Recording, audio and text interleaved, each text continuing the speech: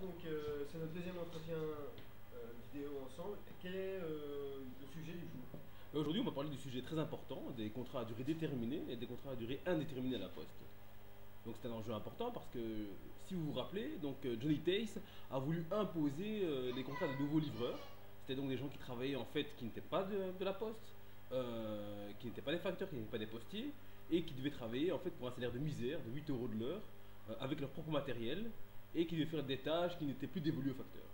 Heureusement, il y a eu une lutte en octobre contre ce plan qui dévalorisait le métier de postier, et le management a été contraint de mettre ce projet à la poubelle. Mais évidemment, on n'avait pas eu le temps de respirer, qu'ils ont mis en avant un nouveau projet qui est de transformer tous les CDD, donc les contrats à durée déterminée, donc en contrats à durée indéterminée, ce qui de prime abord paraît intéressant, mais ces contrats à durée indéterminée sont assortis de conditions qui sont beaucoup moins intéressantes que celles des facteurs et des postiers actuels.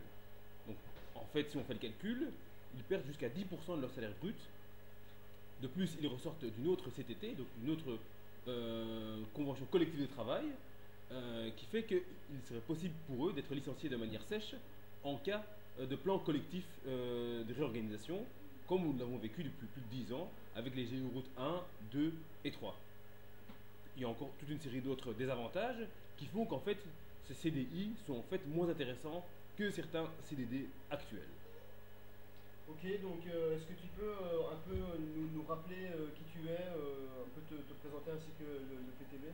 Tout à fait. Donc moi-même, je m'appelle Gérard Mugamegango, je suis militant au PTB, donc le Parti du Travail de Belgique, qui est un parti de gauche et qui, comme son nom l'indique, défend les travailleurs. Donc l'objectif du parti, c'est de faire en sorte que dans tous les secteurs de la société et certainement dans les entreprises et encore plus dans les services publics, les conditions de travail s'améliorent en fonction du fait que l'enrichissement de la Belgique, lui, s'améliore aussi. Donc on se trouve dans la situation actuelle où, à cause de la crise et à cause d'une certaine manière de voir l'économie, nous avons les actionnaires qui s'enrichissent, pendant que les conditions de travail et les conditions salariales des travailleurs et aussi des non-travailleurs ne font que s'empirer. Ok. Euh, donc pour revenir à cet épisode de la Poste, beaucoup de personnes, qui soient syndicalistes ou pas d'ailleurs, disent qu'il faudrait être réaliste et accepter un CDI plutôt que de ne pas avoir d'autres contrats ou d'avoir un CDD. Qu'est-ce que vous en pensez C'est en fait évidemment une question et un raisonnement qui peut se comprendre et qui cadre tout à fait dans ce qu'on appelle le réalisme politique. Le problème avec le réalisme politique, c'est qu'il est souvent réaliste que du point de vue du patron. Parce que ce qui est réaliste du point de vue du travailleur, c'est que actuellement, dans le cadre de la privatisation, la Poste fait l'objet d'une sorte de champ de bataille, en fait, d'un combat permanent pour les conditions de travail. Avec d'un côté les actionnaires et leurs représentants, le management, qui font tout pour empirer les conditions de travail des postiers, et de l'autre côté, les postiers et les syndicalistes, qui sauvegardent non seulement les conditions de travail, mais qui essaient aussi de sauvegarder le service postal. D'où vient cette contradiction?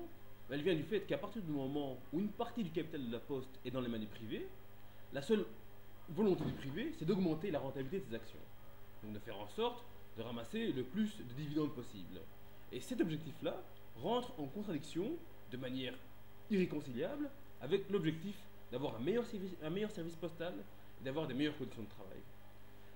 Et donc, si maintenant on place ce réalisme politique-là à ce niveau-là, ça voudrait dire en fait qu'il faut sans cesse accepter en fait la dégradation des conditions de travail pour pouvoir soi-disant sauvegarder l'avenir de la Poste.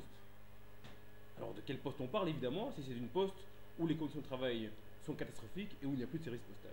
C'est une espèce de chantage où on demande un peu de choisir entre la peste et le choléra. Tout à fait, tout à fait. Et donc je comprends tout à fait la situation du gars qui a un CDD et qui voudrait assurer son avenir et qui se dit voilà, j'ai déjà un CDI. Mais il faut bien se rendre compte que c'est justement avec cette carotte-là qu'on oblige ces CDD à signer des contrats qui sont en fait moins intéressants, où on va leur demander de fournir le même travail que leurs collègues avec un salaire inférieur. Ce qui est en soi inacceptable. Des garanties qui peuvent exister dans un CDI ne seront peut-être pas assurées, étant donné que tu disais qu'ils pourraient être licenciés de manière sèche. Tout à fait. Donc il faut savoir que la CCT qui lie les postiers et le patronat donc le management de la Poste, empêche les licenciements en sec.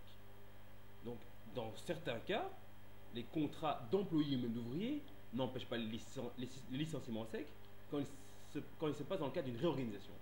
Et effectivement, comme je l'ai dit, depuis 10 ans, la Poste est toujours en réorganisation. Et donc ça voudrait dire que les postiers qui ont la société postale, eux, ne sont pas licenciés, ou alors en tout cas, ils doivent faire l'objet de négociations beaucoup plus âpres avec les syndicats, tandis que les autres qui auront ce nouveau CDI, bah, ils pourront être licenciés de meilleure faite, comme n'importe quel travailleur, dans le cadre d'une réorganisation. Qu'est-ce qu'on peut faire qu'est-ce que tout un chacun peut faire, enfin je veux dire individuellement, quelle est la solution et qu'est-ce qu'on peut faire individuellement face à ce type Déjà, individuellement, on est relativement coincé. Et c'est d'ailleurs la meilleure preuve que la seule manière de défendre les intérêts des travailleurs ne peut qu'être collective. Donc la seule manière de défendre les intérêts de l'individu en tant que salarié dans l'entreprise, c'est en fait la résistance collective que l'on peut mener à travers le syndicat et des actions. Donc ça c'est quand même une réalité qu'il ne faut pas oublier, puisque le patronat essaie toujours de nous faire croire qu'il va pouvoir nous défendre les intérêts des travailleurs et que ce n'est pas le travail du syndicat. Ensuite, donc en tant qu'individu, évidemment, on est relativement forcé de signer ce contrat. Sauf s'il est possible, au sein même du bureau, d'organiser une certaine résistance avec tous les gens qui ont à signer ce CDI et tous les gens qui ont déjà un contrat, les statutaires et les contractuels à durée indéterminée. Ça dépend évidemment de l'ambiance qu'il y a dans le bureau, ça, effectivement. Mais en plus, la Poste est obligée de demander au syndicat d'approuver cette nouvelle réorganisation. Et le syndicat va organiser des assemblées générales, ou l'a déjà fait d'ailleurs, avec des militants syndicaux et des délégués, où on va demander aux gens de voter pour ou contre cette nouvelle réorganisation. Et évidemment, il faut voter contre.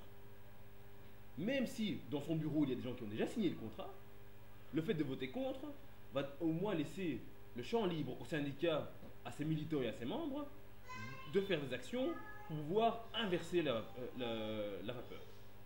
Donc pour pouvoir exiger des meilleurs contrats, même concernant les contrats qui ont déjà été signés. Donc c'est la seule chose à faire, parce qu'il n'y a aucune raison pour laquelle on pourrait demander à un délégué de donner son accord pour une réorganisation qui mènerait à terme à ce que pour le même travail, il y ait des gens qui soient payés différemment.